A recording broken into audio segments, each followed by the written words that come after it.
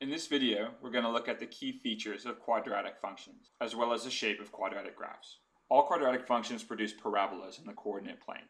Just like linear functions, you can find a y-intercept, and this time, 2 zeros. All quadratic functions have 2 zeros, but those zeros are not always x-intercepts, and finding them with equations can be tricky. But in a simple example like this, they're very easy to identify. Just look for the places where the graph intersects the x-axis. All parabolas have a vertex, which is either a maximum or minimum. This is an example of a maximum because the vertex is at the highest point on the graph. It's at the very top of the range. Lastly, we've got this vertical line called the axis of symmetry. This line cuts directly through the middle of the parabola, creating a mirror image of one side to the other. Since it's a vertical line, its equation is x equals some number. I'll do one example that connects the equation of a quadratic directly to its graph.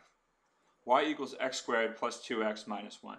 We aren't going to do much with this equation, other than substitute in a value of x to produce a value of y, just like we've done with linear equations previously. Negative 3 squared is 9, and 2 times negative 3 is negative 6. Sum the three digits, and we get 9 minus 6 minus 1, or positive 2. So on a parabola, when the value of x is negative 3, the value of y is positive 2. We continue with substitution to find more points on the curve. Just like with linear equations, the y-intercept is found where x equals 0. 0 squared plus 2 times 0 minus 1 just leaves negative 1, which means our y-intercept is easy to identify when we see a quadratic equation in standard form. We continue with substitution to find the rest of the curve. For a quadratic, you're going to need at least 5 points to really get a sense of the shape, and those 5 points aren't always easy to find. Notice how plugging in 2 or 3 gives me values of y that are too far off the graph to picture here. Also note how these two sets of points are symmetric. That's because they're equidistant from the axes of symmetry, which cuts directly through the vertex, splitting the parabola in two. Our vertex, then, is this point that lays right on the axes. This means our vertex is located at negative 1, negative 2, and the equation of our axes of symmetry is x equals negative 1. The fact that the axes of symmetry gives us the x-coordinate of our vertex, and vice versa, comes in handy later. The last thing we need to do is look for the zeros. If we connect the dots of the parabola, it's clear that one of the zeros lies between negative 3 and negative 2, while the other lies between 0 and 1.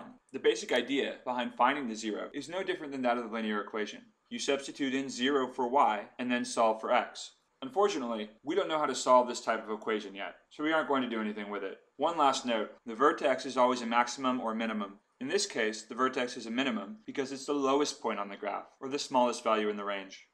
In conclusion, quadratic equations have 5 key features: a vertex, y-intercept, zeros, axis of symmetry, and then that vertex is either a maximum or a minimum. Keep in mind that the x-coordinate of the vertex is the same as the equation for the axes of symmetry, and that the zero can be found by setting y equal to 0 and solving for x. These two facts will come in handy when we start working with quadratic equations, and not just their graphs.